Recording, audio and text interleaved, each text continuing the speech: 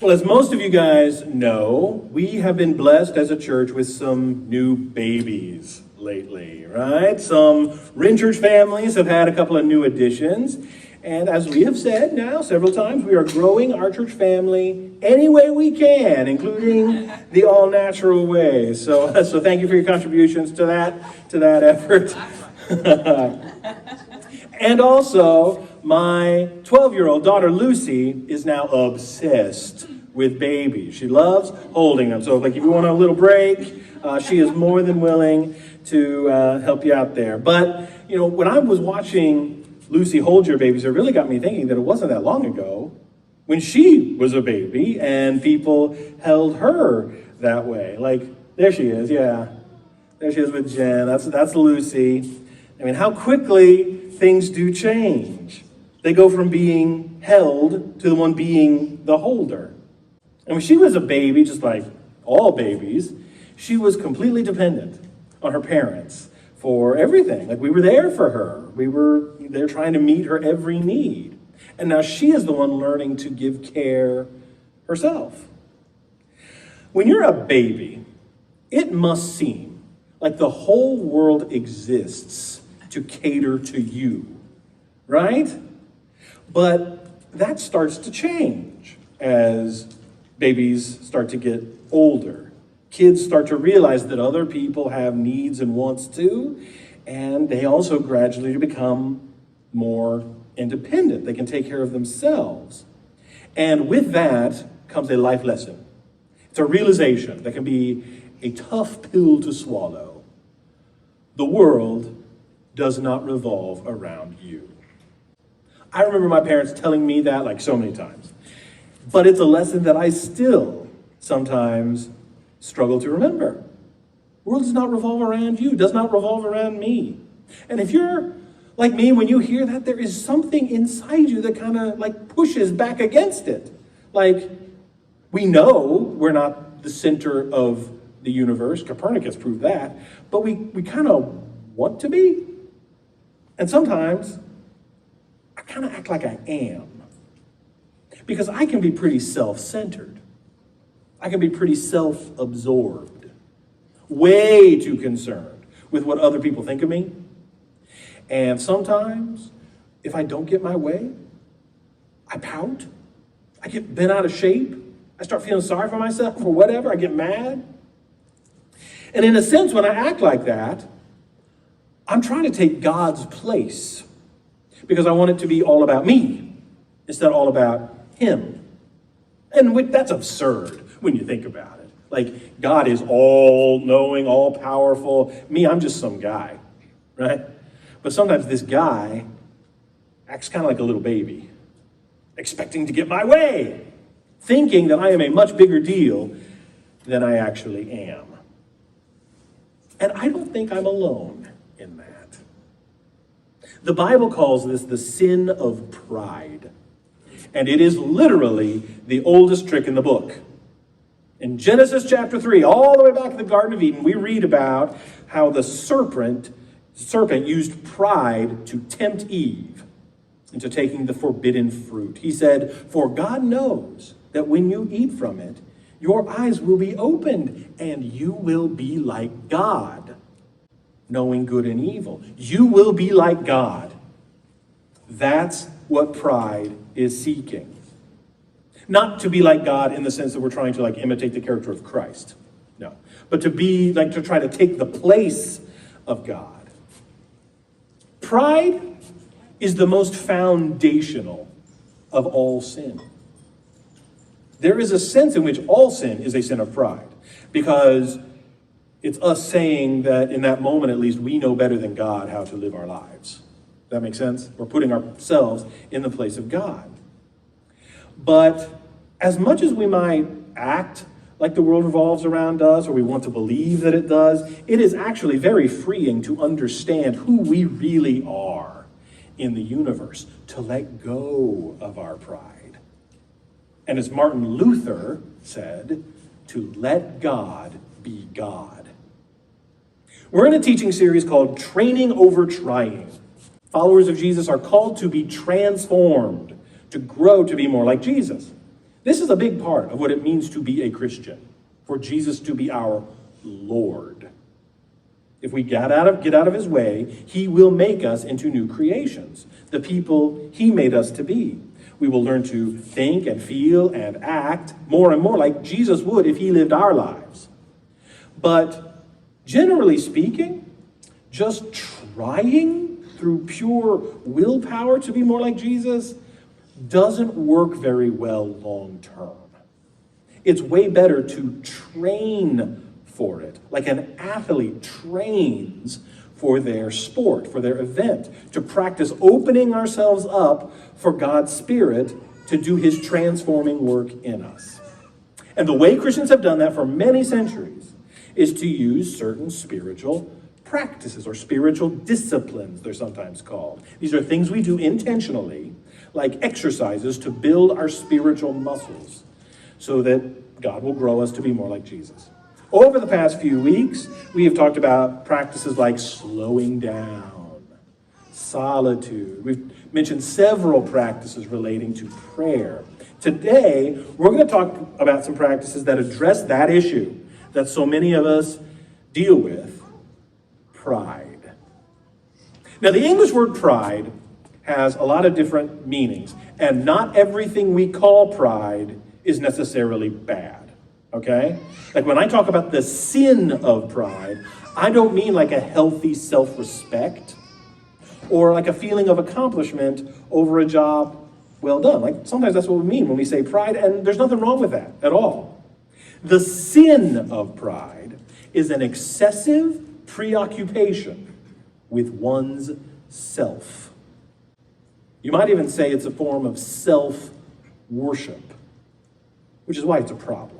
Because only God is worthy of our worship. This kind of pride does include thinking too highly of yourself. Like we might say being full of yourself, right? It includes that. But it also includes simply thinking of yourself too much, even if those thoughts are not necessarily positive, like obsessively being down on yourself, hard on yourself, beating yourself up. That's a form of pride too. Focusing on your own interests only, as opposed to the interests of others, the interests of God, that's pride.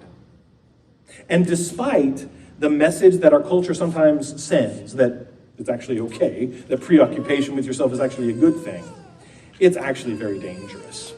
It is not at all how to live life as Jesus taught and modeled for us.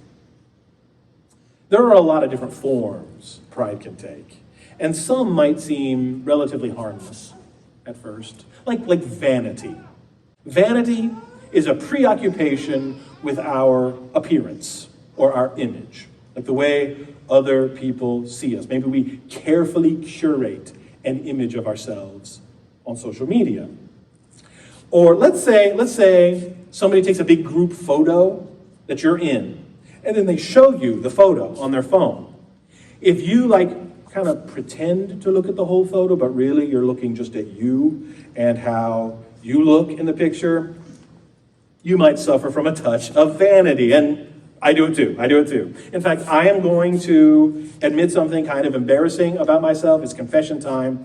When I am participating in a Zoom call or any other kind of video call, I am looking at myself way more than I am looking at the other person. Way more. I don't know why I do that. It's not like I'm thinking, what a handsome guy. That's not what it is. I guess I just find it kind of fascinating. I don't know if anybody else does that too, or if I just outed myself as this super vain guy. So I admit it. If that's a form of vanity, I am guilty. So pray for me. But while that example is kind of silly, there are other forms of pride that can be a little more serious, like stubbornness. Just got real, didn't it? Yeah. I don't mean stubborn as in being determined. That's not a bad thing. I'm talking about a pride that causes us to shun correction. When somebody points out some kind of error or flaw in what we're doing, how do we respond? Do we get defensive? Do we evade or deny or try to shift the blame? Do we say, I'm not going to ask for directions. I know the way. Yes? That's pride. What about this form of pride? Exclusion. Like when you think about it, pride is the choice to exclude both God and other people from their rightful place in our hearts, because there's no room for them. It's all about us. Jesus said the most important commands are to love God and love people, but pride does the opposite. Pride destroys our capacity to love. It leads us to exclude rather than embrace. It is pride that causes us to look down on others for whatever reason. Like maybe they're not as smart or as cultured or as courteous or as kind or as good a driver as we think they should be. And we divide the world into us and them, and us is always better than them. It's also pride that leads us to play the comparison game. Like, how do we stack up against others in terms of how we look, how we dress, how we spend our money, our possessions, our lifestyle habits? And this can work both directions. It can be, hey, at least I'm doing better than that guy. I mean, did you see what he was wearing? Yikes. Or it can be, gosh, I wish I was a little more like her. Must be nice to have the things that she has. Either way, it's comparison, it's exclusion, it's pride. Jesus once told a story about a guy who played the comparison game out of pride. It's found in Luke chapter 18. This brief parable has two characters in it, a tax collector and a Pharisee. In that culture, I've said before, tax collectors were considered the scum of the earth. They were sellouts, they were working for the hated, occupying Roman government, and they were cheating their fellow Jewish people out of their hard-earned money. They were some of the worst kind of sinners, at least according to popular Jewish opinion. On the other hand, Pharisees were the good guys. They were religious leaders and teachers, the ones everybody else looked to know how to live a godly life. So in Jesus' story, you have what would seem to be a clear hero and a clear villain. But leave it to Jesus, there's always a twist. Here it is, Luke 18, verses 9 through 14. To some who were confident of their own righteousness and looked down on everyone else. That's textbook pride, right? Jesus told this parable. Two men went up to the temple to pray. One, a Pharisee, and the other, a tax collector. The Pharisee stood by himself and prayed, God, I thank you that I am not like other people, robbers, evildoers, adulterers, or even like this tax collector. I fast twice a week, and I give a tenth of all I get. But the tax collector stood at a distance. He would not even look up to heaven, but beat his breast and said, God, have mercy on me, a sinner. I tell you that this man, rather than the other, went home justified before God. For all those who exalt themselves will be humbled, and those who humble themselves will be exalted. The Pharisee was playing the comparison game. In his mind, there were good people and there were bad people. And he, of course, was a good person. The tax collector was a bad one. And the ironic point that Jesus is making in this story is that while the Pharisee was right that there were two categories of people, it's not good and bad. It's forgiven and unforgiven, justified before God or not. And it was the tax collector, not the Pharisee, who was in the forgiven category.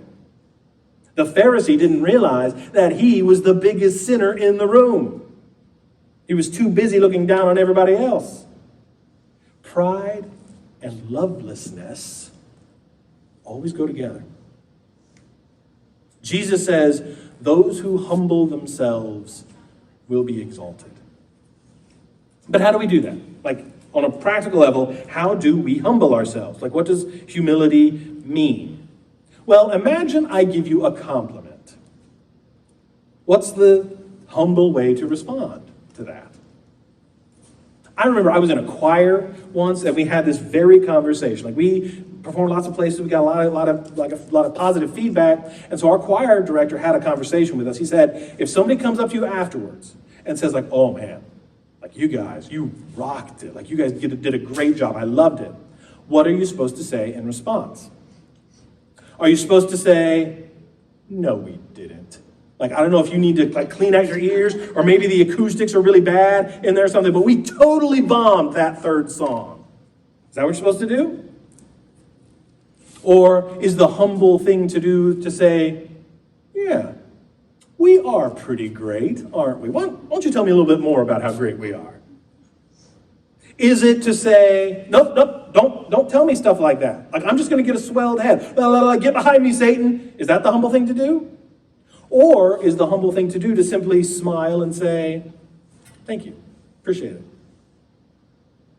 What my choir director said, and I agree with him, is that in most cases it's that last one. Just humbly accept the compliment. Humility is not about beating ourselves up. It is not about convincing ourselves or others that we are unattractive or incompetent or inferior in some way. One of my very favorite authors, C.S. Lewis, wrote that true humility is not thinking less of yourself, but thinking of yourself less. Pastor John Ortberg describes humility as appropriate smallness. It is a healthy self-forgetfulness. When we're truly humble, we're not just preoccupied with ourselves, but we're also concerned for others, their wants, their needs, how we can show care and concern for them. We're truly present when we're with them and not just wondering how they can be of benefit to us. Humility may seem like a burden, but it's actually a great gift. It's the freedom to stop pretending to be what we're not and accept our appropriate smallness. It's liberating when we truly understand and accept that we're not God and the world does not revolve around us. That doesn't lessen our value. We have great value as people made in God's image, whom He loved so much that He sent Jesus to die for us. But we're not more important than others. Like, our needs, our wants are not more important than theirs. And realizing that allows us to truly love them well. That's the example Jesus sets for us. Paul writes about this in an amazing, like an epic passage in his letter to the Philippians, chapter 2. He writes, "Do nothing out of selfish ambition or vain conceit. Rather, in humility, value others above yourselves, not looking to your own interests, but each of you to the interests of others. In your relationships with one another, have the same mindset as Christ Jesus, who being in very nature God, did not consider equality with God something to be used to his own advantage. Rather, he made himself nothing by taking the very nature of a servant, being made in human likeness." That phrase, being in very nature God, is important in this passage because it explains why Jesus would humble himself and be made in human likeness. Being in very nature God could be taken a couple of different ways, though. It could mean, like, despite the fact that he was God, although he was God. And there are some modern translations that put it that way. Like, despite the fact that Jesus was God, he humbled himself. But in the original Greek language, that phrase can also mean because he was God. And I think that may be a stronger way to understand this. Like, Jesus didn't just humble himself despite the fact he was God, but precisely because he was God. Humility is an important aspect of God's character. I mean, think about this. God is almighty. He is all powerful. He is deserving of all worship. There's nothing that's too difficult for him, but he is constantly concerned with the needs of others, including small, finite beings like you and me. That's the whole reason he sent Jesus. It's not that pride is okay for God, but not for us. Like sometimes you hear people say that things like that. I think even God is humble. And I think Jesus exemplifies this. Paul goes on to say in verse 8, and being found in appearance as a man, he humbled himself by becoming obedient to death, even death on a cross. And therefore, God exalted him to the highest place and gave him the name that is above every name, that at the name of Jesus, every knee should bow, in heaven and on earth and under the earth, and every tongue acknowledge that Jesus Christ is Lord, to the glory of God the Father. Those who humble themselves will be exalted, and Jesus is the prime example of that. He did that, Paul says, by taking the very nature of a servant. The antidote to pride is servanthood. Being intentional about putting the needs of others ahead of your own. Jesus said he didn't come to be served, but to serve. And when God's people are dedicated to living that way, it is amazing what he can do in and through us. I have always loved superheroes from the time I was really, really little, like comic book heroes. In fact, one of the very first heroes I was really into back then was Superman. This was back when like the Christopher Reeve movies were coming out. Like I had the Superman under ruse and everything, and I love the Man of Steel. This is my actual Superman action figure from when I was a kid. We found it in a box in our garage. He still has his punching action power. He's kind of beat up, and his cape is like long gone. His nose is kind of flat. But here he is. He's still around. Now, Superman, let me lean him up there. See, he needs help even to sit up now. He's in the retirement home. Superman isn't quite as popular as he used to be, I don't think. And I think that may be because, like, as a character, he doesn't really have any major flaws. And it's hard to write interesting stories for a character like that compared to some of these other like Marvel superheroes, Batman, whatever. And but that's actually what I loved about him as a kid. Like he could do it all. And not only could he physically do whatever the story called for. He needs super hearing, he has super hearing. He needs to be able to freeze a lake with his breath. He suddenly has the ability to do that. Not only could he do it all, but he never seemed weak or afraid or confused. Except when like Kryptonite came around, especially like classic, like Silver Age Superman, he like never made a mistake. And I used to want to be a lot like Superman, as much like him as possible. I think a lot of us try to be Superman as adults. We want to look smarter or more successful or more attractive or like we've got it all together than we really are. We want to know the answer to every question. We don't want to seem confused. We don't want to seem weak. But the problem is none of us is Superman. It's fiction. And the sooner we realize that, the sooner we are able to receive the gift of humility. We're not meant to be Superman.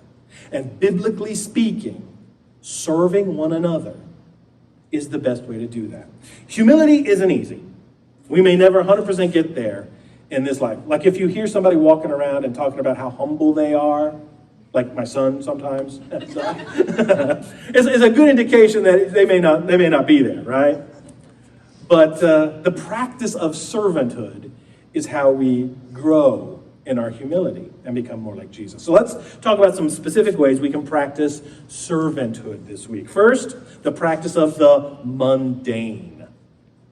So this is intentionally performing simple, ordinary acts of service, not like random acts of kindness, but intentional acts of service without seeking or expecting any form of recognition. You might even try to do these anonymously, if possible. And this is something that goes above and beyond your normal responsibilities, right? It could be, every time you see trash in a public place, you're gonna pick it up and throw it away. You see your neighbor working on some kind of project, you offer to help them. Maybe you even mow their lawn for them or something. You assist your coworker with something they're doing. You might help somebody whose car broke down on the side of the road. Chores and other household duties, they certainly count too, as long as it's above and beyond what you would normally do. The key is that you do not expect any recognition or credit in return. Husbands, I'm looking at you. Wives, moms are you're basically describing my life. I get that. The practice of the mundane only works as a practice of servanthood if you do it willingly, not grudgingly. The task itself may be unpleasant or inconvenient, but you don't whine or complain about it. You're not grouchy. You do it with a positive attitude because you're doing it to show love to other people first and to allow God's Spirit to grow you in humility. The more you serve in the practice of the mundane, you may someday find yourself applying that same attitude to actions that are within your normal responsibilities. They may have once seemed like a chore, but they actually become a joy because you see them as opportunities to serve God and others. Can I just say, there is a form of the practice of the mundane that many of you already engage in every Sunday. We are here in this rented space. And there is a lot of setup and tear down that has to happen every time we gather. And some of you come early and or stay late basically every week to help. Danny here is here before me every single Sunday to get started on the pipe and drape. The chairs, the pipe and drape, the lobby, the Wren Kids area. And I just want to say it is so inspiring to see you guys serving in this way. Now, it's not something we want people to feel obligated to do, especially if you're new among us or if you have any form of physical limitation. I get it. But for those who can do it, this is one way we can be like Jesus. We don't just come to be served. We come to serve. It may be mundane to pick up chairs and pipe and drape and wrestle with those carts up the ramp. It is mundane, but it's greatly appreciated. And every time you serve with a great attitude, you're showing Christ's love. And you're growing in humility. Okay, practice of servanthood, numero dos, availability. A couple of weeks ago, when we were talking about slowing down, I mentioned that many of the most memorable moments in Jesus' ministry happened when he was interrupted. How do we react when we are interrupted? I think that says a lot about us and our humility. Do interruptions make us stressed out or angry or aggravated? Or do we see them as opportunities to love God and others? Now, don't get me wrong, it's not a bad thing to try to block out distractions sometimes and try to focus in on something. Jesus did that sometimes too. But in the practice of availability, we kind of do the opposite. We set aside time, maybe an evening, afternoon, a whole day, when we have no agenda, when our own to-do list takes a back seat, and we are simply available to other people, to be there for them. So your kid asks you to play a game? Sure. Your spouse has a project for you? Absolutely. You see somebody doing something, you can go and help them. You plan to be available to whatever interruptions come your way. Some, college professors, keep office hours so that's when you can go, they're going to be in their office, you can go and ask whatever questions you need. This is kind of like that. You make yourself available to people. Availability is one way we don't just focus on our own interests, but also on the interest of others, and in that way to have the same attitude as Jesus. And the last one for today is the practice of a closed mouth. You do not have to verbalize every thought that comes into your head. Now, specifically, here's what I mean. If you're like me, sometimes when you're having a conversation with someone, or maybe you're like in a meeting or something, you're not really listening to what is being said as much as you are thinking about what you are going to say in response. And often it's ways that you can kind of make it about you, right? Like maybe somebody said something that you disagree with, and you just have to say, I gotta take issue with that. Let me correct you on that. Makes it about you. Maybe you think you have an anecdote that relates, and it might relate, but it can also come across as like a form of one-upmanship. You know what I mean? Oh, you got a funny story? I got a funnier story, right? Maybe there's some kind of like discussion or argument, disagreement, and you feel the strong urge to have the last word. You gotta get that last little sentence in there. But it's really so that you can have that satisfaction. Man, I can really struggle with this. I don't know about you, and I have come to realize that doing that sort of thing is a sign of pride. I don't always need to get my point across. I don't always need to tell that story, even if it's interesting or hilarious, because it's better to really listen to what the other person has to say. Now, I realize the practice of a closed mouth is a slippery spiritual practice. It's ambiguous. There are times to keep your mouth shut, and there are times to speak up. And it can be challenging to know the difference. But maybe this week, you can pray, like I have this past week, that God will show you times when you are tempted to say something like that in a conversation, to make it more about you. And He will help close your mouth in times like that so you can communicate care and concern for others. I've been trying to do it this week. Secret, I have already done it several times this morning, where I've had to keep my mouth shut. Let me tell you, it's very eye-opening when God reveals stuff like that to you. So this week, take the antidote for pride, for acting like the world revolves around you, the practice of servanthood, the practice of the mundane, the availability, and a closed mouth. Pick one, maybe more than one of these practices to put in place this week, and let me know how it goes. This is just one more way that we as a church and as individuals can train to become a little bit more like Jesus. The big irony of Christ's example of humility is that the only one who had the right to be proud was humble instead. Because Jesus wasn't Superman. He did not stick out his chest and let the bullets bounce right off. Those Roman whips, the nails, the spear, they drew real blood. The cross led to his actual death. And while he was up there, people mocked him ruthlessly. They said, "Come on down from the cross. In fact, if you do that, we'll believe in you right now." And I believe he certainly could have. It was within his power, by all means. I mean, he raised people from the dead. But he didn't.